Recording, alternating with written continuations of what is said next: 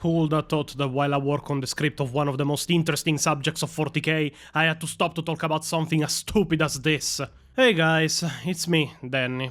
We had a lot of fun and laughs in the last videos about 40k lore with jokes and sketches, and more to come on that subject, but something came out in these days that I need to give my opinion on. In this video won't be present any other character of the show. Pio's not here, the editor is not here, the narrator for special parts of the video is not here.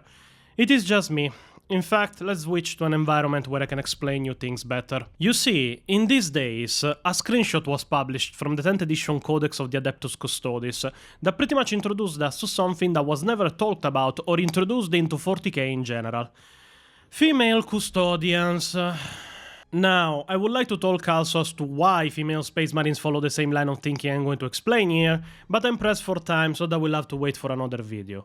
But I can say 100% that with the lore we have now on Custodians, other than this 10th edition drop, female custodians can't exist. Period. And I will explain why now. Removing that obviously no female custodian was ever mentioned or showed ever inside of 40k in general, or in 30k during the Great Crusade and Horus Heresy, so we never knew they existed until this specific codex dropped with two named ones at that, and that all the codexes before this one always mentioned that only the sons of the purest gene-stock nobles of Terra were ever taken to make custodians, meaning that before the retcon this codex brings, all custodians were created for male Terran-born nobles of the Imperium of Men. Unfortunately, the lore implications this brings clash extremely with the storytelling and balance of the 40k universe. You see, the process to create custodians is not the same as the one to create Astartes. They are human children taken at younger ages than marines, and that are taken only from the most genetically pure human nobles of Terra. No other place in the entire galaxy they are recruited from. And they aren't implanted with gene seed, but they are pretty much super evolved into a more advanced state of human evolution, using a method the Emperor himself defined as genetical alchemy, method that he created personally and for which he was the only master of, overseeing every custodian that was created personally for the most part. To cite his words directly, every single one of them is a unique work of art, never to be repeated again. This doesn't disqualify women necessarily. If he wanted, he could and would make them. But if so, why did he never make them? Why in 9 editions we are going through in which 40k has formed, this is the first time ever we hear of it? You see, when the Emperor was around, he could have, but he never did. And he was the only one that could effectively create new custodians. Emphasis on effectively. Let me explain it better with a metaphor to make you understand how hard creating a custodian is. When the Emperor took a human child from nobility to make into a custodian, we could say he found a lock to open. Potential to unlock and plasm into a custodian from a genetically pure noble-born child of Terra. For that lock, the Emperor will forge a key. He will study his genetics, adapt the process, and evolve him in a controlled manner into a full custodian. This wouldn't exclude problems, complications, or death of the aspirant, and trust me, the level of death aspirants must face to become custodians is something that will freeze blood in your veins. But his end in the process will diminish the odds that the aspirant died during the process, and with the key to that lock, the Emperor would unlock the power and forge a custodian out of the child he took. It is why, with his personal hand in it, the Custodians, or the Golden Legion, became known as the 10,000 in just 200 years of their creation. That is a medium of 50 custodians created every year. After the Emperor was wounded by Horus and entombed in the Golden Throne, in a state of undeath in which he isn't even able to speak normally in, the creation of new custodians fell on human scientists and genetists. And there, to put it simply, they don't know what the fuck they are doing for the most part. The problem with them is reversed. They have just a passing knowledge of the Emperor process. They know how it works, but they don't know how to change it and adapt it. Now it is the inverse. The genetists of the Custodians and their allies have a key they desperately try in every lock they can get their hand on. The same process with slight variation on every child they take from nobles, hoping that on some of them the key will work and make them into custodian-like beings. A process so advanced and fallible that where for the Emperor it required only 200 years to make 10,000 custodians, to the genetists of the Custodes it took 9,000 years to make 9,000 custodians. Useless to say that is a medium of 1 custodian every year. We are speaking of a 9 possible level of survival odds.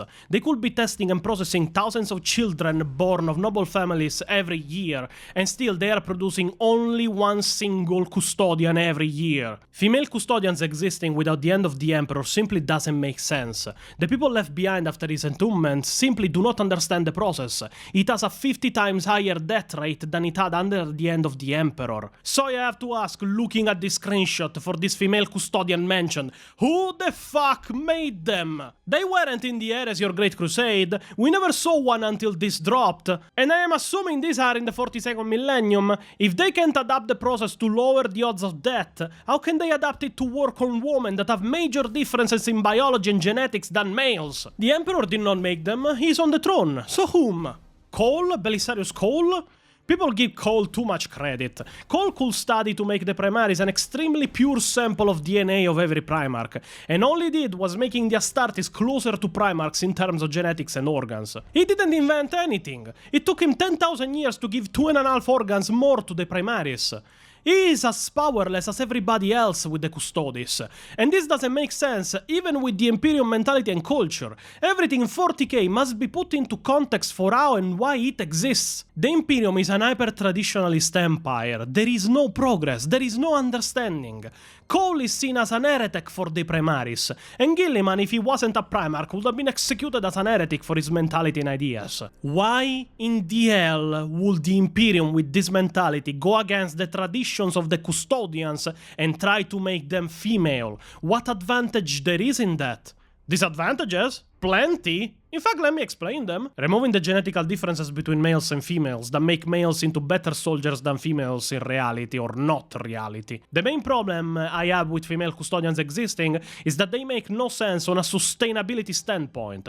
Let me expose you the reality of attrition in war. Now, we know the process to make custodians is hard to survive. It was under the Emperor. It is 50 times harder now that he's on the throne. To the point that one custodian was created every year where he could make 50 per year. Have you ever asked yourself why all empires, real life based or not, always send forward the male population as soldiers and not the female population as soldiers? Very simple. A single male can impregnate hundreds of women per year. A woman can get pregnant once every year. You need a very few males to rebuild a population from going extinct. Obviously, I'm not talking about just so few that you end up being blood related with every child within 2 generations, but not an exorbitant amount. But you need every single woman available to keep children coming. If Custodians, with this level of death just for the genetical process to evolve them, in which we can assume thousands of potential Custodians die every year, started using females, how long until there is no more females of pure genetics and noble blood to birth them? How long until all that is left is the old nobles, not capable any longer of producing more aspirants? Ever thought of that to everyone that was advocating in having female Custodians? Removing the brutal level of death you want to subject even the other half of the population in 40k, how long until no more Custodians can be made because there is no more genetically pure noble woman to birth more children? You could leave a set amount of females in families and use the rest. But why doing so when you can simply leave them as nobles so they can birth even more daughters that can give even more children that can become aspirants? Women in the Imperium are a resource already. It is why female-only regiments are so rare.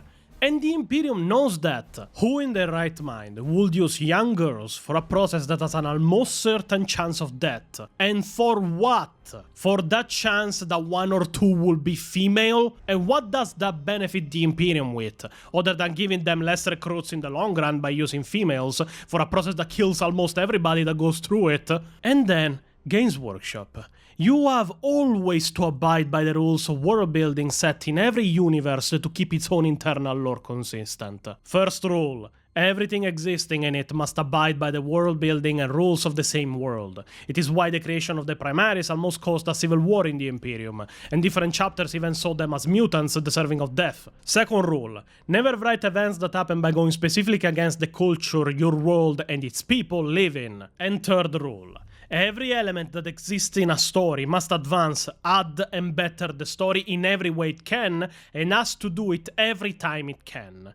So I ask now, Games Workshop, how does them being female add, advance, or better anything in 40k? And for all the people that inevitably will comment about how this could offer a new perspective on the custodian conditions on females, remember that custodians are meant to be gene-crafted and indoctrinated by the Emperor of mankind. world. They are as far from human condition that even Astartes seem human in comparison. So they don't add anything to the universe that wasn't already there in the first place.